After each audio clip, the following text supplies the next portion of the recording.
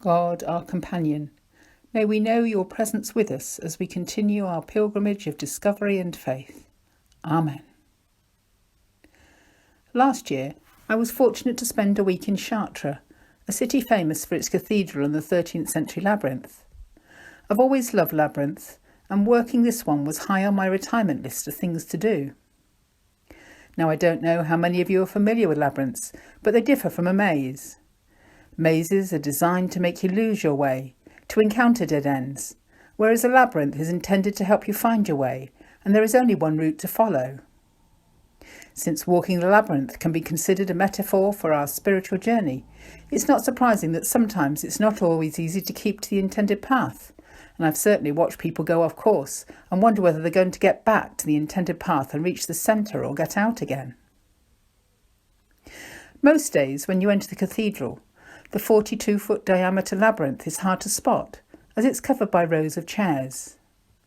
If you're looking for it, you'll find the centre of it in the aisle, and on the first day I visited, standing within that centre was as much as I could really achieve.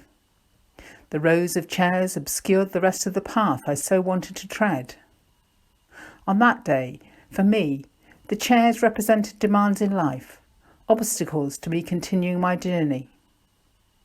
Fortunately, I only had to wait another day until the weekly transformation of the nave occurs, when all the chairs are removed and the full extent of the labyrinth revealed.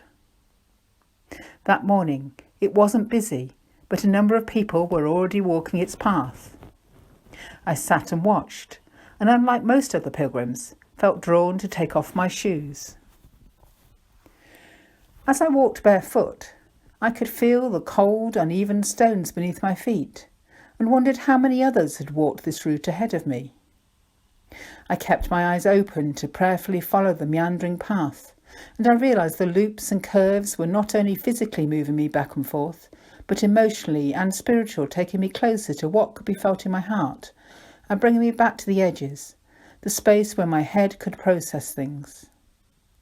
This sacred space was freeing my head and heart to connect, to focus on what was happening inside me as well as around me.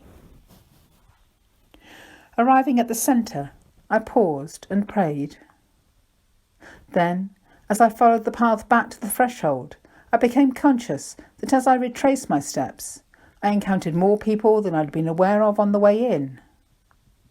Seemingly moving in the opposite direction to me, I still felt connected to them, even though I did not know or speak to them. I was journeying alone, yet was accompanied by others. Having reached the threshold, I once again sat, reflecting on and nurtured by the experience. At this point, I realised why there were more encounters on my return journey, because although nearly everyone kept the path on the way to the centre, many pilgrims then cut across the labyrinth instead of retracing their steps.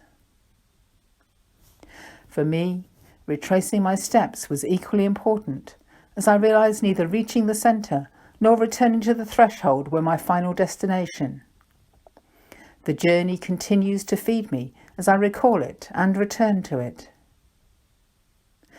These days, I don't always have a labyrinth to walk, but for me, just walking side by side with a companion, whether human or God, can remind me of that day.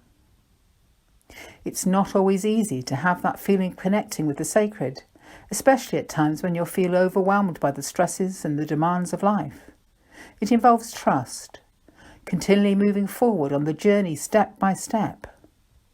The disciples had to overcome their fear, not of the storm, but of the ghostly figure of Christ they encountered that morning, and Peter had to accept Jesus' invitation to come, keeping his eyes focused on the outstretched hand of God. Jesus caught Peter at the point his faith wavered. God incarnate with a human heart. God continues to reach out to us through others, our physical and spiritual journeys touching as we continue our pilgrimage of discovery and of faith. Amen.